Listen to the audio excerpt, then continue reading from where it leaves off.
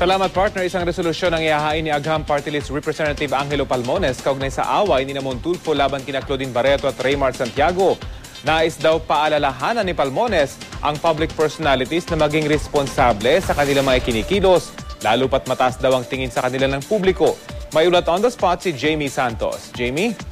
Yes, Rafi, maghahain ng resolusyon si Agham Party List Representative Angelo Palmones sa Kamara kaugnay sa nangyaring suntukan sa NAIA Terminal 3 ng kolumnistang si Montulfo at aktor na si Raymar Santiago at asawa nitong aktres na si Claudine Barreto para magsilbing paalala raw sa mga public figures at personalidad na maging responsable sa mga aksyon nila lalo na tinitingala at mataas ang tingin ng publiko sa kanila.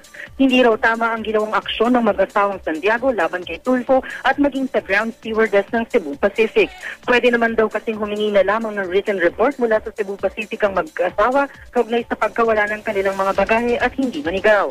Mali rin daw na hingin o pilit kunin ang mag-asawang cellphone ni Tulfo. Kahit daw sino pa ang sangkot sa pagkuha ng litrato, mali raw na agawin ito. Kasama raw sa resolusyon na kanyang ihahain ay ang pag-imbestiga sa punot dulo ng insidente.